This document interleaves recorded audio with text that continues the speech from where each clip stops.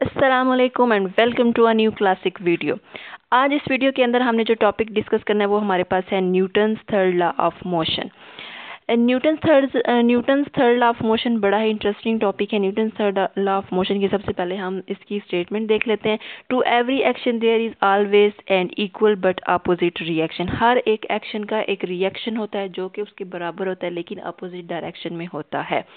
इस बात का क्या मतलब है कि आप जब भी किसी चीज़ के ऊपर एक्शन करते हैं या किसी चीज़ के ऊपर एक्शन किया जाता है तो बदले में एक रिएक्शन आता है जो कि इक्वल होने का मतलब ये है कि उसकी मैग्नीट्यूड इक्वल होती है बट अपोजिट इन डायरेक्शन होता है, लेकिन उसकी जो सीमत है वो दूसरे लगाए जाने वाला जो एक्शन किया जाता है उससे डिफरेंट होती है रिएक्शन की। इसकी हम इस लॉ को, ये जो Newton third law of motion है ये हमारे पास क्या करता है जी, ये हमारे पास एक्शन और रिएक्शन ऑफ बॉडी के बारे में ही हम इसके अंदर डिस्कस करेंगे। यानी एक्शन फोर्स क्या होती है और रिएक्शन फोर्स क्या होती है, यही हम इसके बारे में यही हम इसमें बताएंगे। और ये जो न्यूटन लॉ है इसके अंदर यही दो चीज़ें हैं, एक्शन फोर्स और रिएक्शन फोर्स। इसकी सिंपल सी एग्जाम्पल है, मैं चूँकि लड़की हूँ और मैं आपको लड़कियों वाली मिसाल दूंगी। अगर आप किसी लड़की को थप्पड़ मारेंगे तो बदले में आपको उतनी ही ज़ोर से एक थप्पड़ पड़ता है। इस बात का क्या मतलब है, आपने एक एक्शन किया, आपने किसी को रख के थप्पड़ लगाया और आपको फौरन इंस्टेंट एक रख के थप्पड़ पड़ा, यानी उनकी उसकी इंटेंसिटी सेम थी लेकिन वो अपोजिट इन डायरेक्शन था, यानी कि उसकी डायरेक्शन डिफरेंट थी। यानी आपने उसको मारा और बदले में आपको पड़ा। डायरेक्शन तो मुख्तलिफ हो गई ना, बट वो सेम होने का क्या मतलब है कि उसकी मैग्नीट्यूड सेम थी। जितनी इंटेंसिटी से आपने मारा उतनी इंटेंसिटी से आपको पड़ा। सो ये एक सिंपल सी एग्जांपल है Newton's third law of motion को अंडरस्टैंड करने के लिए। इससे सिंपल एग्जांपल मैं आपको या कोई भी नहीं दे सकता और इससे ज़्यादा आसानी से आपको समझ भी नहीं आएगी। थप्पड़ वाली एग्जांपल बेहतरीन एग्जांपल है कि अगर आप किसी को थप्पड़ मारते हैं तो आपको बदले में एक थप्पड़ पड़ता है। ये एक्शन और रिएक्शन है।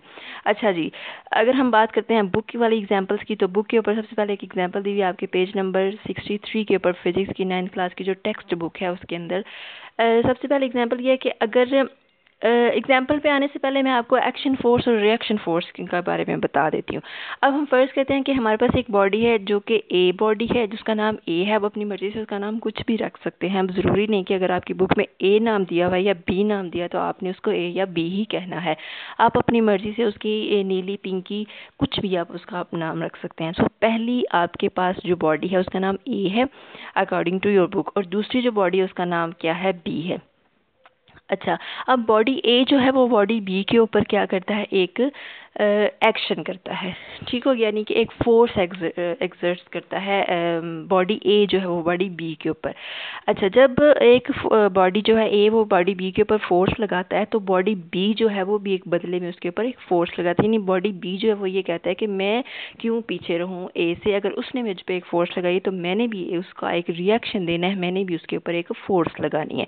अच्छा, जो बॉडी ए बी के ऊपर फोर्स लगाता है उसको हम कहते हैं एक्शन फोर्स, और जो बॉडी बी जो है ए के ऊपर फोर्स लगाता है उसको हम कहते हैं रिएक्शन फोर्स। अब आपको अच्छे से समझ आ गई होगी कि जो बॉडी पहला बॉडी दूसरे पी के ऊपर फोर्स लगाता है, यानी जो पहल करता है उसको हम कहते हैं एक्शन फोर्स, और जो दूसरी तरफ से जवाबी कार्रवाई की जाती है उसको हम क्या कहते हैं, रिएक्शन फोर्स। अच्छा जी, उसके बाद हम देख लेते हैं इसकी एग्जाम्पल्स क्या होती हैं। क्या आपकी बुक में कौन कौन सी एग्जाम्पल्स दी हुई हैं। सबसे पहले एग्जाम्पल दी आपकी बुक के अंदर जो है, एक इम्पॉर्टेंट बात आपने याद रखनी है कि जो एक्शन और रिएक्शन है वो इक्वल होते हैं बट अपोजिट इन डायरेक्शन होते हैं। ये आपने हमेशा याद रखना है। और एक्शन और रिएक्शन जो हैं, जो एक्शन फोर्स और रिएक्शन फोर्स है वो डिफरेंट बॉडीज़ के ऊपर एक्ट करती हैं। यानी जिस बॉडी के ऊपर एक्शन हो रहा है उससे दूसरी बॉडी के ऊपर रिएक्शन जाएगा। सो डिफरेंट बॉडीज़ के ऊपर होती हैं, सेम होती हैं बट अपोजिट इन डायरेक्शन होती हैं, यानी इक्वल होती हैं बट अपोजिट इन डायरेक्शन होती हैं। अच्छा जी, सबसे पहले है book lying on a table. Book lying on a table, book lying on a table का क्या है जी, एग्जाम्पल है कि फ़र्ज़ करें आपके पास एक टेबल है और एक बुक है। आपने टेबल जो है के ऊपर रख दी है बुक। अब बुक जो है उसने क्या किया, मतलब आपने बुक जब रखी टेबल के ऊपर तो उसने रखते ही आपके रखते ही उसने क्या किया कि टेबल के ऊपर डाउनवर्ड एक फोर्स लगाना शुरू कर दी। ठीक हो गया। अब जब उसने टेबल के ऊपर डाउनवर्ड फोर्स लगाना शुरू कर दी तो वो एक्शन फोर्स ही। तो अब टेबल ने ये सोचा कि मैं क्यों पीछे रहूं, तो उसने एक रिएक्शन फोर्स उसके ऊपर अपवर्ड लगाना शुरू कर दी बुक के ऊपर। सो जो बुक की टेबल के ऊपर फोर्स थी वो होगी हमारे पास एक्शन फोर्स, और जो टेबल की बुक के ऊपर फोर्स है वो होगी है रिएक्शन फोर्स।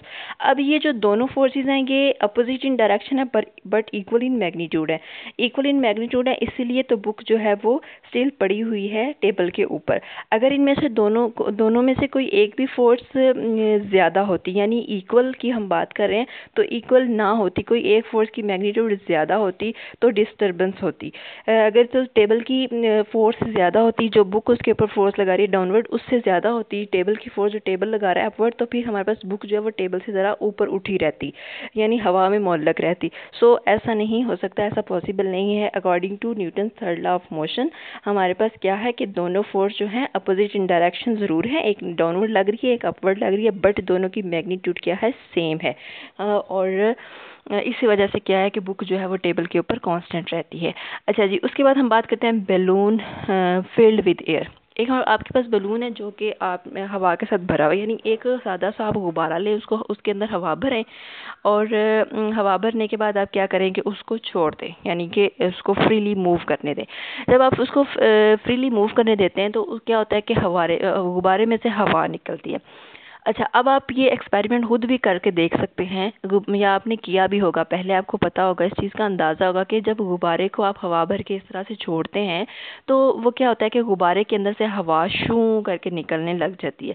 जब गुब्बारे के अंदर से हवा शू करके निकलती है तो जिस डायरेक्शन में हवा निकल रही होती है गुब्बारा दूसरी डायरेक्शन में मूव करता है, यानी एक डायरेक्शन में नीचे की तरफ हवा निकल रही होती है, गुब्बारा ऊपर की तरफ मूव कर रहा था। ऐसा क्यों होता है? ये जो हवा निकल रही होती है ये गुब्बारे का एक्शन है, गुब्बारा जो है वो हवा निकाल रहा है, गुब्बारे का एक्शन है।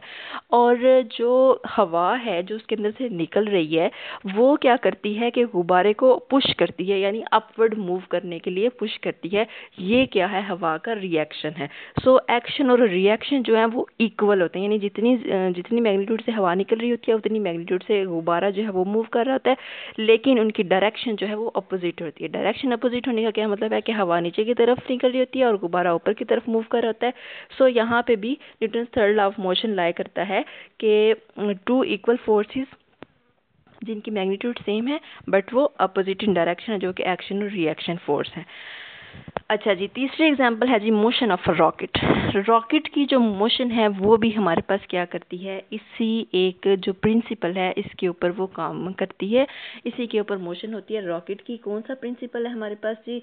प्रिंसिपल है हमारे पास के एक्शन और रिएक्शन वाला, यानी कि दोनों की अपोजिट डायरेक्शन वाला, ये हमारे पास क्या है, प्रिंसिपल है।